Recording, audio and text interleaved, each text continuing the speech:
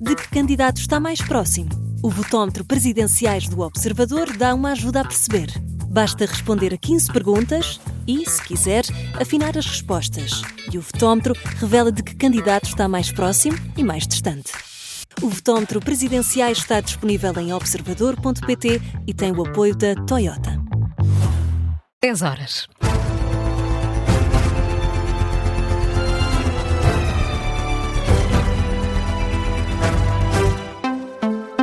As notícias com Carla Jorge de Carvalho. Portugal encerrou temporariamente a embaixada no Irão. O anúncio é feito pelo Ministério dos Negócios Estrangeiros. A embaixada foi encerrada ontem, mas o anúncio só é feito hoje, num comunicado que acaba de ser divulgado pelo Ministério dos Negócios Estrangeiros. A tutela de Paulo Rangel adianta que todos os portugueses no Irão foram contactados, tendo 8 cidadãos nacionais já abandonado o país. O comunicado adianta que alguns cidadãos estão em processo de saída do Irão, outros 10 quiseram permanecer.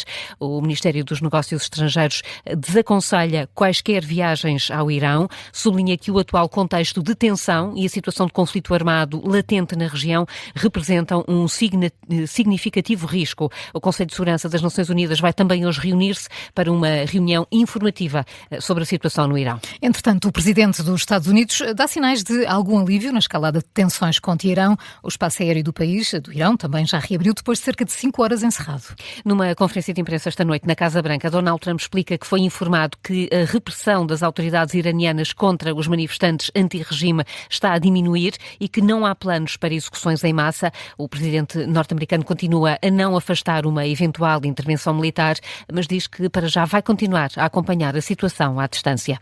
We have been notified and pretty strongly, but we'll find out what that all means. Disseram-nos que as mortes no Irão estão a parar. Pararam, estão a parar. E não há planos para uma execução ou execuções. Fui informado disso por uma fonte confiável. Vamos descobrir. Tenho a certeza de que, se isso acontecer, todos ficaremos muito chateados. I'm sure if happens, we'll all be very upset. Donald Trump em declarações ontem à noite na Casa Branca. Em França, Emmanuel Macron convocou um gabinete de guerra de emergência em Paris para discutir a forte repressão aos protestos no Irão e também a situação na Groenlândia. O especialista em Direito Internacional, Francisco Pereira Coutinho, considera que o Irão só tem uma saída para esta escalada de tensão: fazer um pacto com o diabo, ou seja, com os Estados Unidos. Francisco Pereira Coutinho considera que, se Teherão ceder, o regime pode manter-se de pé. Basicamente olhar para a Venezuela e perceber que Donald Trump não tem nenhum problema em fazer pactos com ditadores ou delfins de ditadores, desde que tenha alguma coisa em troca. Agora, no caso do Irão, sendo uma teocracia que foi constituída em 1979 com base nesta ideia de combater o imperialismo americano e de exportar a Revolução Islâmica para todo o lado, isso significa basicamente fazer um acordo com eles, desistir daquela ideia de ter energia nuclear, que os americanos consideram que é para construir uma bomba. Será que o regime está disposto a fazer um pacto com o diabo? Porque se estivesse, então teria aí uma saída, porque aí os Estados Unidos retirariam as sanções e o regime poderia dar à população aquilo que ela necessita, que é a prosperidade económica, que neste momento não consegue. Francisco Pereira Coutinho prevê ainda que o cenário no Irão acalme nos próximos tempos, se não houver nenhuma ação militar. Ainda assim, o especialista em Direito Internacional não acredita que o regime tenha condições para sobreviver a longo prazo. Por cá, e a 4 dias das eleições, as sondagens continuam a marcar as ações de campanha. Henrique Gouveia Melo alerta que os estudos estão a atacar a percepção dos eleitores na campanha e insinua que há alguém a querer influenciar os resultados do domingo. Uma sondagem da Intercampos para o Correio da Manhã e o NAU, divulgada ontem, coloca o Almirante em quinto, com 12,3% das intenções de voto, sendo que o candidato ocupa a mesma posição, com 13,6%, num outro estudo da Aximais para o Diário de Notícias, divulgado esta manhã. Num jantar-comício ontem à noite em Carnaxide, Gouveia Melo volta a deixar críticas às sondagens e lança também várias insinuações sobre o objetivo delas. Estamos a ser atacados nas nossas percepções com sondagens, com resultados completamente diferentes.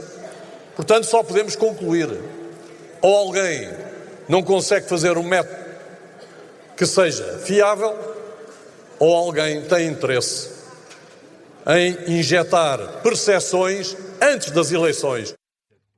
Henrique Gouveia Melo, em declarações ontem à noite, num pavilhão onde durante a pandemia foram vacinados milhares de portugueses contra a Covid-19, o almirante voltou a contar com o apoio de Isaltino Moraes e acredita que tem algo em comum com o presidente da Câmara do Oeiras. Os dois geram inveja por serem ambos bem-sucedidos. Já António José Seguro repete que a corrida é apenas com André Ventura e por isso pede uma vitória na primeira volta para travar a extrema-direita. António José Seguro dramatiza o apelo ao voto e avisa que não é indiferente quem passa à segunda volta em primeiro lugar. Não é indiferente para a democracia quem passa em primeiro. E a questão é muito simples. Ou passa em primeiro um democrata, ou passa em primeiro alguém da extrema-direita. E nós queremos que passe um democrata na primeira volta em primeiro lugar. António José Seguro, num jantar ontem à noite na Lourinhã, na sondagem da Aximage para o Diário de Notícias, divulgada esta manhã, André Ventura aparece como favorito, mas com António José Seguro em segundo. Já a sondagem da Intercampos para o Correio da Manhã e o Now, divulgada ontem, coloca André Ventura também em primeiro e Marcos Mendes em segundo, com Seguro a aparecer em quarto. A campanha entra hoje, no penúltimo dia, importa por isso olharmos para a agenda e perceber em que zonas é que os candidatos apostam para esta reta final. Os candidatos concentram-se sobretudo no norte do país. Gouveia Melo e Coutinho Figueiredo têm agenda a esta hora em Gondomar. Luís Marcos Mendes começa o dia em Amarante, daqui a uma hora. Pouco depois, António José Seguro vai estar na Anadia. André Ventura vai almoçar em Ponte de Lima. Catarina Martins está já a esta hora em Barcelos e Jorge Pinto vai começar o dia em Gaia. António Filipe arranca este penúltimo dia de campanha em Lisboa, mas depois vai também ao Porto e a Braga. E voltamos a falar do presidente dos Estados Unidos porque Donald Trump recebe hoje, na Casa Branca, Maria Corina Machado, Nobel da Paz e opositora de Nicolás Maduro. Este encontro acontece depois de Corina Machado ter sugerido partilhar o Prémio Nobel da Paz com Donald Trump, uma sugestão que foi bem recebida pelo presidente dos Estados Unidos, ainda que Trump continua a defender que Corina Machado não tem legitimidade para governar o país. O especialista em relações internacionais, Marcelo Moriconi, acredita que Corina Machado vai tentar sair da Casa Branca legitimada para governar a Venezuela, mas avisa que Donald Trump dá sinais de apenas ter um objetivo em mente: explorar a economia do país sul-americano, com destaque para o petróleo.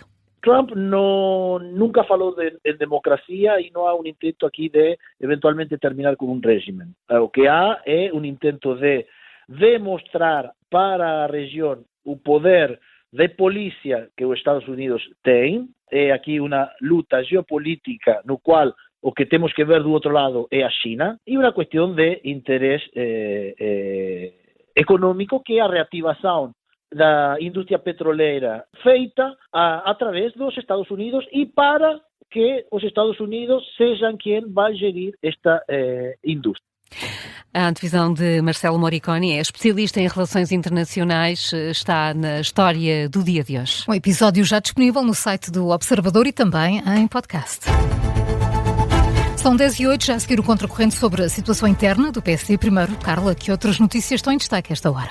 2 agentes da PSP foram acusados pelo Ministério Público de vários crimes, incluindo tortura, abuso de poder, violação e ofensas à integridade física. Os crimes foram cometidos contra toxicodependentes, sem-abrigo e estrangeiros. Os agentes de 21 e de 24 anos são também suspeitos de crucificar uma mulher na esquadra. Crucificar é a expressão utilizada pelo Ministério Público na acusação. Algemaram a mulher a um banco, deixando-a de braços abertos como se estivesse pendurada num crucifixo. Os 2 polícias foram detidos em julho. Desde então que estão em prisão preventiva no estabelecimento prisional de Évora. A acusação é revelada hoje pelo Jornal de Notícias. Há 10 anos que não nasciam tantos bebés em Portugal. Em 2025 nasceram quase 88 mil crianças. São os destaques do Teste do Pezinho, Programa Nacional de Rastreio Neonatal. Lisboa, Porto e Braga foram as 3 cidades com o maior número de rastreios. Já Porto Alegre e Bragança foram os distritos onde foi registado o menor número de exames.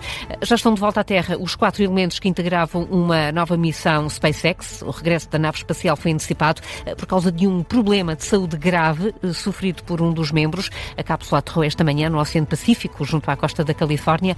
É a primeira vez em 25 anos de história da Estação Espacial Internacional que uma missão é interrompida e o regresso dos astronautas antecipado devido a um incidente médico no espaço. A NASA não deu mais detalhes sobre o que realmente aconteceu. Esta agora é para ti, Paulo. Quantos toques é que consegues dar numa bola? Numa bola, toques uma bola, já os não pés. faço isso com os pés. Não é de Berlim. Não. Não. Pensei que era, ok, com creme ou sem creme, ia perguntar.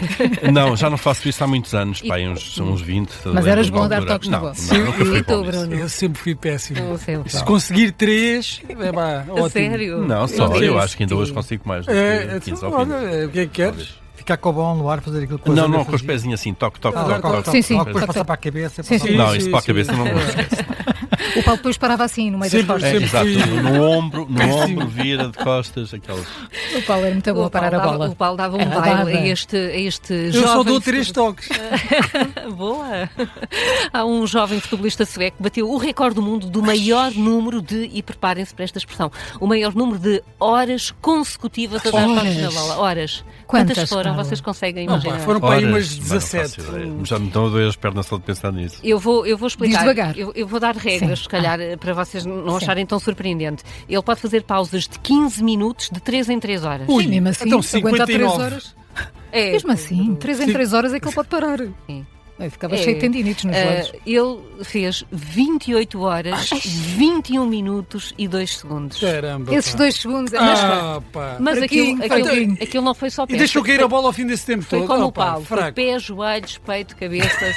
O Paulo também é bom no peito. Foi com tudo. Segurar a bola no peito. Peito frango. Ele provavelmente não sabia contar até tantos. Pronto, perdeu a contar os toques que deu, quantos foram, mas bateu o recorde do Guinness do número de horas. Foi impressionante. 28 horas. É Eu lembro-me, havia um senhor na Costa da Caparica que dava muitos toques. Não se lembram Na Costa? Na Costa da Caparica, na praia, estava lá sempre a dar toques. Não. Acho que até foi um programa de televisão e tudo. Bem, enfim. Pois. Toques não eras tu, pois não. Não, mas acho que não chegou às 28 horas. Podias ter cabelo nessa altura e o Bruno não te reconhecia. Toques só mesmo no carro. Por acaso tem algumas parecenças. Toques no carro. Também tem a dar toques no carro, mais do que na bola.